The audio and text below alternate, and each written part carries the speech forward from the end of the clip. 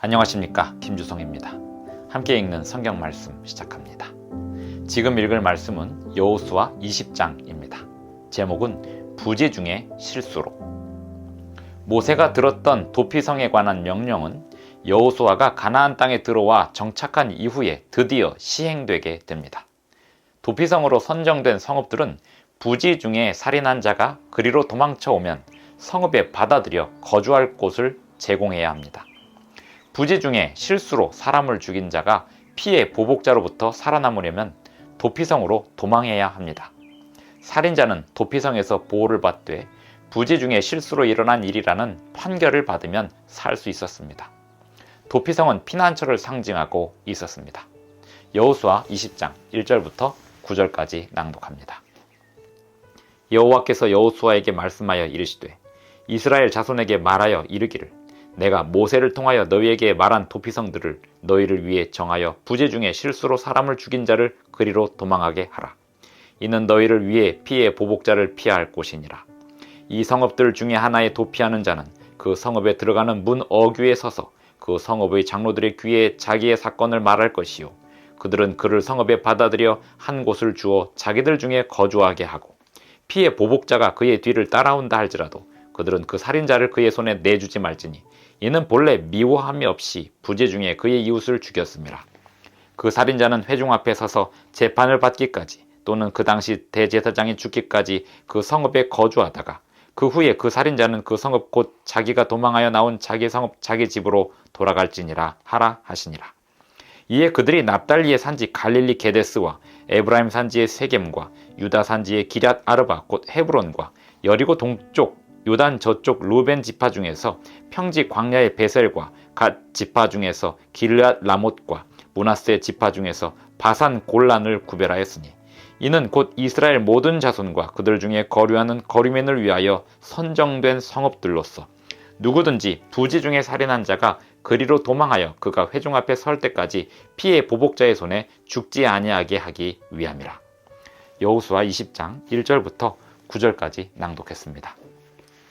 하나님께서 모세에게 도피성에 관한 명령을 주셨는데 이제 여호수아가 가나안 땅에 들어와 정착하게 되면서 이스라엘 백성들이 기업을 분배받으면서 그 도피성에 관한 명령이 시행되어야 했습니다.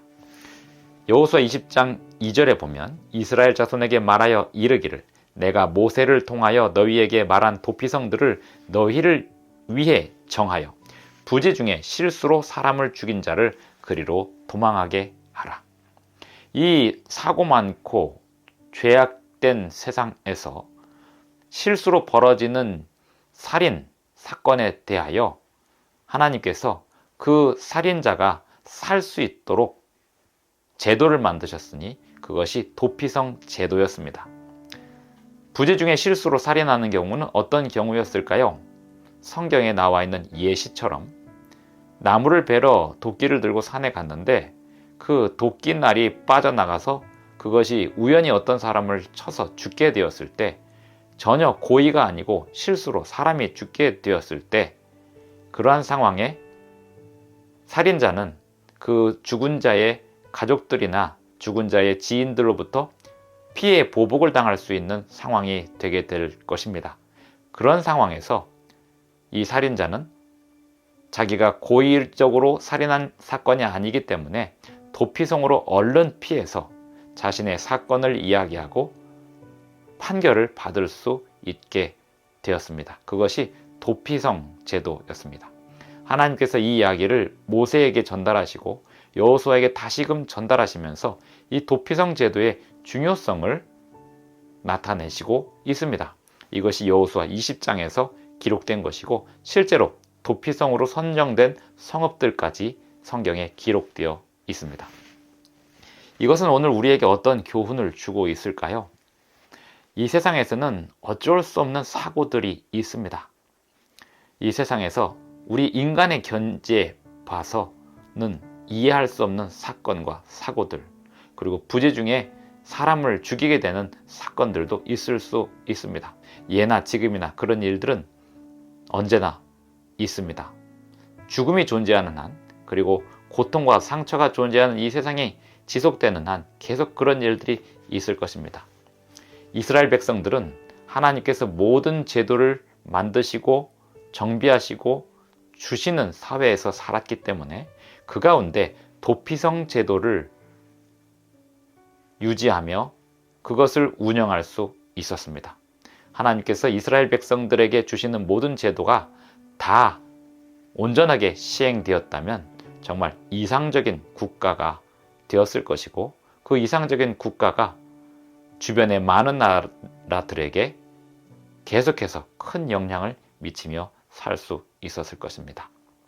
하나님이 만드신 그 제도가 이스라엘 백성들에게 얼마나 유익하게 적용이 되었을지 생각해 보면 참 아름답게 적용되었을 것이라고 생각이 됩니다.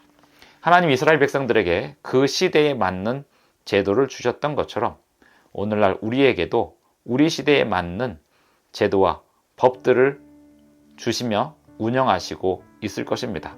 우리는 하나님의 율법에 순종하고 성경 말씀에 순종하며 선지자의 글에 순종하는 가운데 우리 상황에서 하나님의 말씀을 온전히 적용할 수 있는 지혜들을 달라고 기도해야 하겠습니다. 기도하시겠습니다. 하늘에 계신 우리 아버지, 오늘도 우리에게 새날 아침을 주셔서 감사합니다.